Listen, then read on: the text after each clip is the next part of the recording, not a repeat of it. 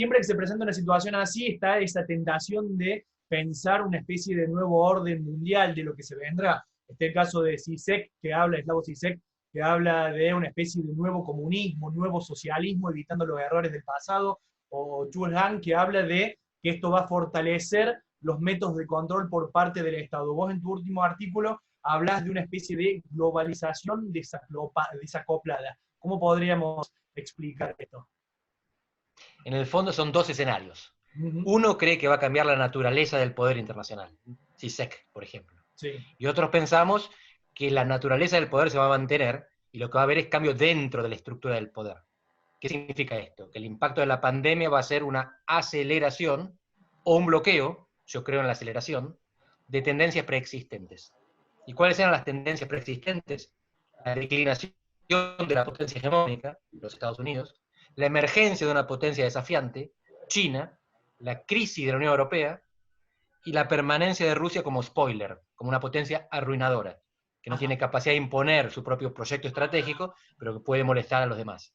Y lo que veo es eso, Estados Unidos va a declinar más rápido, China emerger más rápido, la Unión Europea disolverse más rápido, salvo que haga algo para evitarlo, pero la tendencia es, por ahora, a la disolución, y Rusia, por ahora no cambia su papel de spoiler en el mundo, sigue teniendo capacidad de molestar, pero no de construir.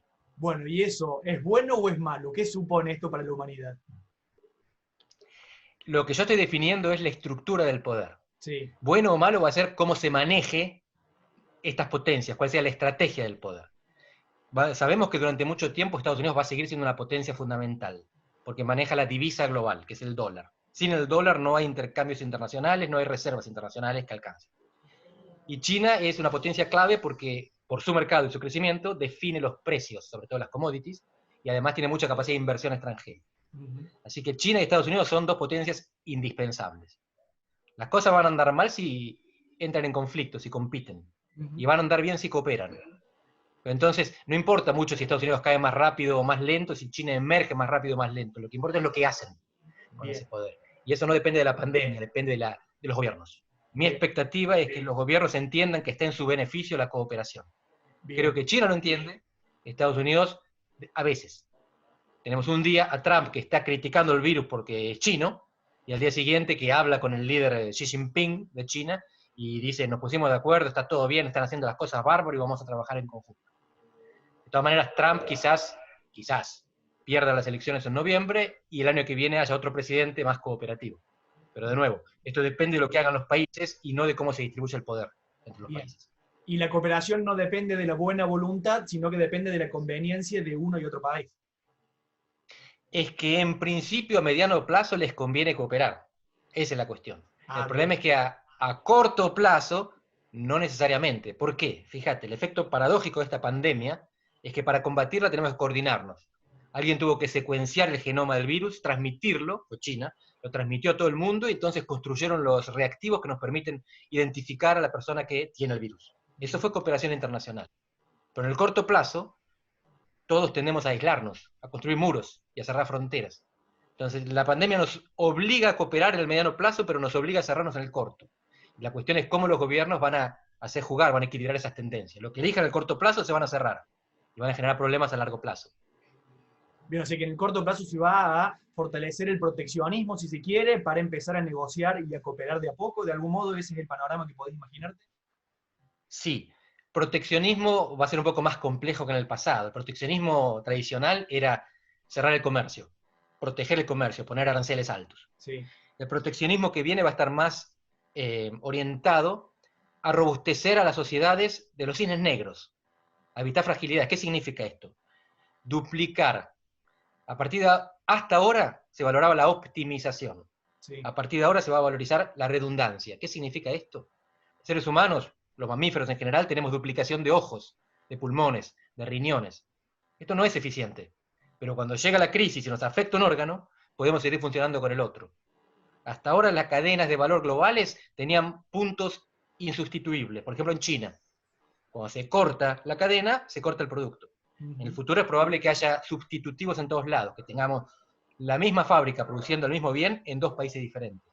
Y por lo tanto los países van a tener que tender a producir internamente lo que antes descansaba en la producción externa. pero no llamo esto proteccionismo, lo llamo duplicación, replicación, redundancia. Y Es eso va más por... costoso. Sí, y es más Es más costoso. costoso, pero robustece a la sociedad y a los mercados ante los cisnes negros, los eventos imprevistos de altísimo impacto. Claro, fortalece el mercado interno, ¿no? De algún modo. Se va a revalorizar el mercado interno justamente por esto de la redundancia. Hasta ahora se valoraba la ventaja comparativa. Si otro lo hace más eficiente, que lo haga otro.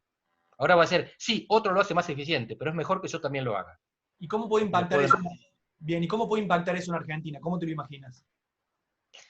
por un lado, esto puede orientarnos para reconstruir una especie de mercado interno y sobre todo de tejido industrial, que se había perdido en las últimas décadas. Por el otro lado, la situación económica argentina es súper frágil, y en esto Argentina se diferencia a la mayor parte de los países del mundo. Argentina no tiene moneda en la práctica, se endeuda en moneda ajena, y tiene inflación, alta inflación. Nosotros decíamos, antes de la pandemia, camina un mundo deflacionario prácticamente, con tasa cero. Y en un mundo con tasa cero, Argentina tenía problemas de deuda, una cosa bastante extraña. Vamos a ver qué es lo que pasa en el futuro. Quizás barajar y dar de nuevo nos favorece como un país que estaba prácticamente excluido de los intercambios internacionales. Nos vuelve a meter, porque ahora son todos frágiles. Ahora Argentina no se distingue por su fragilidad, somos uno más. Bien. Pero vamos a tener que hacer cosas que antes no habíamos hecho, como fortalecer un Estado para que, por ejemplo, no permita lo que pasó el viernes con las colas de jubilados en los bancos. Pero no porque organice a los jubilados en sillas a 2 metros una de otra, sino porque no haya más colas en los bancos. En los estados desarrollados no hay colas en los bancos. Este es el problema estructural de Argentina, que tiene un Estado incapaz de regular eficientemente hasta eso. Lo mismo con las compras con sobreprecios. Mucha gente tiene derecho a pensar que hubo corrupción con la compra con sobreprecios. Obliga a los mercaditos a no aumentar los precios y el Estado compra 50% más caro a distribuidores. Es una locura. Yo tiendo a pensar que en este caso particular no hubo corrupción, hubo incompetencia, que puede ser más grave que la corrupción. El Estado argentino está mellado como instrumento, hay que corregir, hay que mejorar el Estado, no disminuirlo. El tamaño es lo de menos, Sí. importa la funcionalidad. Y el Estado argentino no funciona bien. Bien, te cambio de tema y planteo lo que vos planteás en tu último artículo de Le Monde cuando citás al Consejo Nacional de Inteligencia, que hace un informe cada 5 años y que en 2004 hablaban que la globalización puede llegar a ser detenida, pero no por un conflicto global, una guerra, sino por otro evento a gran escala, citás vos, y podría ser una pandemia, lo dice literalmente este informe. Uno no es amigo de las teorías conspirativas, vos tampoco lo sos, sin embargo, hace presuponer muchas cosas esto, ¿no? Mucha, pero justamente espero que no sea esa la lectura. Seguro. Bill Gates, en una charla TED en 2015, hablaba de que una pandemia que mate a millones de personas podía ser mucho más disruptiva de la globalización que una guerra. Y esto que vos mencionás, el documento, diseña escenarios posibles para el mundo de 2020. Y está publicado en diciembre de 2004, porque los artículos científicos nos vienen alertando desde hace años que hay virus circulando en poblaciones de murciélagos, y te dice el tipo de murciélago, la región de China donde está ese murciélago, y cómo se puede transmitir zoonóticamente de un animal a otro animal y eventualmente saltar a los seres humanos. Son todas cosas que la ciencia sabía. Y por eso, Nassim Taleb, el creador del concepto de cisne negro, dice que esta pandemia no fue un cisne negro. Era perfectamente predecible. No porque fuera construida, sino porque fue anticipada. Los científicos y los analistas de riesgo y de proyección de escenarios sabían que esto en algún momento iba a ocurrir. Como quien vive en San Francisco, sabe que alguna vez va a haber un terremoto en San Francisco. No saben cuándo, no podemos predecir cuándo, pero alguna vez va a haber. Con la pandemia estaba cantada que habría. Y no nos preparamos, no robustecimos ni a la sociedad ni a los mercados. No duplicamos, no generamos redundancia. Porque vivíamos en el paradigma de la optimización. Si uno lo puede hacer, no hace falta que lo hagan dos. Vamos a tener que rever eso. La redundancia sale más cara, pero es más segura. ¿Hay alguien que tenga esa responsabilidad de anticiparse? Porque uno piensa en los países subdesarrollados, en Argentina, ni que hablar de África, por ejemplo, o el resto de América Latina, no podría estar pensando en advertir una pandemia. ¿Hay quien en la humanidad tiene una responsabilidad sobre esto? Gran pregunta. Eso es lo que se llama liderazgo en relaciones personalidades, en relaciones internacionales, y fue Yuval Harari, pensador, historiador israelí, el que viene insistiendo en que hace falta coordinación y liderazgo internacional. Y el liderazgo era provisto hasta hace poco por la potencia hegemónica. La crisis de los mercados de 2008 se sale sobre todo a partir de la coordinación en el G20, liderada por Obama. Barack Obama y los Estados Unidos se dedican a poner un rumbo, a convencer a los demás y a inyectar dinero en los mercados para reestabilizarlos. Eso es lo que faltó ahora, por dos razones. Porque Estados Unidos fue perdiendo capacidad en esta década y porque Trump no es el líder que Obama fue. Porque su ideología es primero los Estados Unidos. Y lo que hace falta en el mundo es que el primero coordine a los demás, no que se corte solo. ¿Qué es lo que puede pasar en el futuro? Mi impresión, te vuelvo a lo que te decía antes, solo la coordinación puede generar el liderazgo. Ni Estados Unidos ni China consiguen liderar solos el mundo. Los dos sí, los dos juntos consiguen, son necesarios y suficientes. Si Estados Unidos y China coordinan, no importa lo que hagan Europa y Rusia. Si Bien. Estados Unidos y China no coordinan, no importa lo que hagan Europa y Rusia. Son necesarios y suficientes.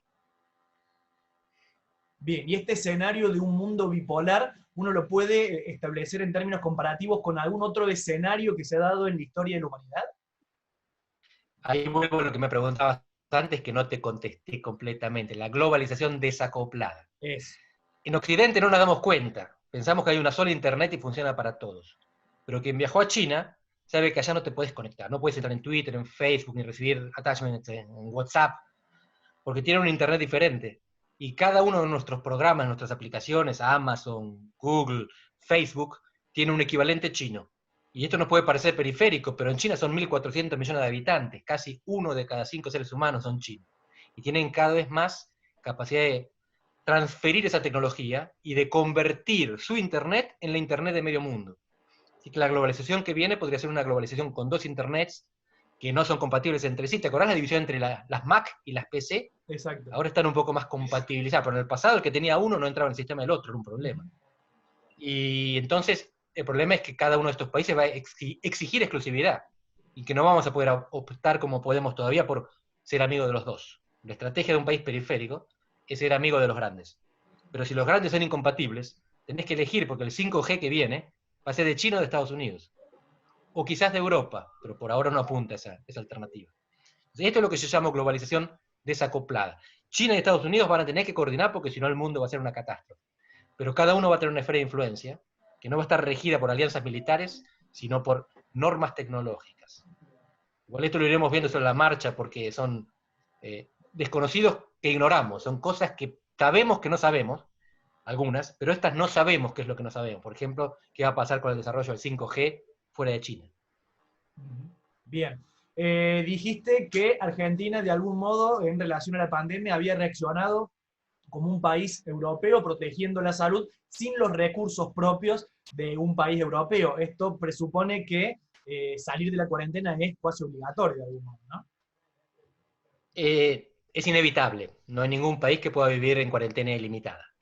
La cuestión es que en Europa tienen una tensión entre lo sanitario y lo económico. En Argentina y los países subdesarrollados tenemos una triple tensión entre lo sanitario, lo económico y lo social. Porque no solamente estamos rompiendo la economía como en Europa, eso podemos aceptarlo. Estamos rompiendo a la sociedad en las zonas marginales, periféricas, en las villas, por ejemplo, pero no solo en las villas. Son sociedades mucho más informales las latinoamericanas. Quiere decir que el que se queda en casa no recibe la transferencia salarial a fin de mes. Tiene que hacerse la diaria cada día. Estamos obligando a esa persona a perder ingresos, y sin ingresos no hay comida. Así que, ¿por qué AMLO, presidente de México, y Bolsonaro en Brasil, lucharon contra la cuarentena? Y el mismo Trump. Porque en Estados Unidos también, en México y en Brasil, tenemos sistemas mucho más informales de mercado laboral. Y tenemos estados de bienestar menos desarrollados, que no pueden bancarnos mientras nos encerramos en casa. Y por eso en nuestros países la cuarentena va a ser más corta o más rota. Si no es el Estado el que con su capacidad de organización nos va sacando de a pocos, por regiones, por profesiones, por inmunizados, etcétera, va a ser la gente la que viole la cuarentena. Bien, y es preferible que lo haga el Estado a que sea la gente la que la viole. Mejor que sea organizada que desorganizada la salida. Exactamente. Bien, estás lejos de Argentina y la podés ver en perspectiva. Y en Argentina hay una especie de mirada bipolar. A veces sentirnos los mejores del mundo, los campeones del mundo, y otras veces considerarnos que somos lo peor, que somos la última escoria de la humanidad. ¿Cómo estás viendo vos como argentino a lo lejos? ¿Cómo se está llevando todo aquí en Argentina? La argentinidad al palo, ya lo cantó la Versuit. Sí. Bueno, en este caso hicimos algo sorprendente. Hicimos algo que era europeo, propio de aquel país con el cual hace tiempo nos gustaba, ese continente, nos gustaba compararnos. Pero tenemos una estructura económica y social de país latinoamericano. Dentro de América Latina estamos entre los más desarrollados, esto tiene que quedar claro. Argentina, Chile y Uruguay, con Costa Rica y Panamá, son los países que tienen mejor capacidad de resistir, mejor índice de desarrollo humano, mejor nivel de alfabetización, sanidad, agua, etc. Pero aún así, estamos mucho peor que los países desarrollados. Hasta ahora hicimos las cosas mejor que el promedio. Mi problema, o sea, el problema que preveo, es que no podemos mantener esta respuesta. Y por lo tanto, si seguimos con la respuesta hiperdesarrollada, hipercivilizada, vamos a terminar peor que el promedio. Ajá. Tenemos que inventar cosas originales. Porque no podemos hacer lo mismo que Europa sin la plata de Europa. Creo que en el gobierno hay conciencia de esto y en la oposición también. Creo que Cristina tiene conciencia de esto. Me parece que dentro del gobierno hay posiciones bifurcadas. ¿Y a qué se debe? No es ideológica la razón, no es porque Alberto sea moderado o europeísta y Cristina sea extremista o de izquierda. Es porque Alberto es porteño y Cristina tiene el termómetro del conurbano. Y una cuarentena como la que en este momento es una cuarentena que se mantiene bien en las clases medias, que tienen Netflix, ingresos, electricidad y biblioteca. No se mantiene bien en lugares donde hay que vivir hacinados, sin agua corriente. Y por lo tanto, Cristina y Alberto tienen el termómetro insertado en diferentes sectores sociales. Y Cristina reacciona, por supuesto que esto no te lo van a decir, pero tiene más sensibilidad para los problemas sociales que causa la cuarentena que Alberto, y está más cerca de Bolsonaro, no mucho, y de AMLO, Andrés Manuel López Obrador de México, que Alberto, que está más cerca de los europeos. Pero de nuevo, eso lo que refleja no es la ideología, sino los sectores sociales de los que están más próximos. Argentina reaccionó como porteña, y Buenos Aires es la ciudad más europea de América Latina. El problema es que Argentina tiene muchas regiones y sectores sociales que no viven en la capital. Bien, de allí el que no viven dilema. como, Sí. ¿Cómo, perdón? que no viven como en la capital. Exactamente. La ciudad de Buenos Aires tiene un nivel de desarrollo humano y un PBI per cápita que es ultra desarrollado, es altísimo. Podría estar en Europa, pero en el conurbano no. Y ese es el problema, el famoso problema de Belindia. En subdesarrollo hay una pequeña Bélgica y una gran India. Si tomamos decisiones pensando en la pequeña Bélgica, la gran India se va a revelar. Bien. De allí el dilema que presentás vos, que la salida de la cuarentena de algún modo es obligatorio y que hay que elegir entre matar o dejar morir, aunque suene dramático esto, ¿no? Está puesto de manera muy dura, pero justamente de eso se trata y por lo tanto la decisión más apropiada sería la salida smart, la salida inteligente de la cuarentena, que no es levantarla sería una catástrofe absoluta, no se puede levantar la cuarentena el 13 de abril. Lo que hay que hacer es decidir qué profesiones o qué regiones o qué grupo de personas son habilitados para volver a trabajar mientras son testeados y traciabilizados permanentemente para ver si se enferman. El mundo ideal sería aquel en el cual los que se van inmunizando porque se contagiaron y sobrevivieron pueden circular libremente. Mientras los demás nos vamos guardando, y a medida que hay contagios de todas maneras que se van produciendo, los inmunizados empiezan a salir por goteo. Pero no tenemos tanto tiempo. Entonces vamos a tener que dejar salir antes a los que son susceptibles de contagio. Hay que irlos cuidando, hay que irles midiendo la temperatura y hay que asegurarse de que los recluimos apenas den muestra de síntomas. Pero eso lo puede hacer un Estado como el de Corea del Sur o el de Alemania. En Argentina no existe la capacidad estatal, hay que crearla. Y eso significa reparar el barco en alta mar, o atarse los cordones corriendo. Es muy difícil. Andrés, te agradecemos muchísimo, es un gusto siempre escucharte. Un placer, gracias por llamar.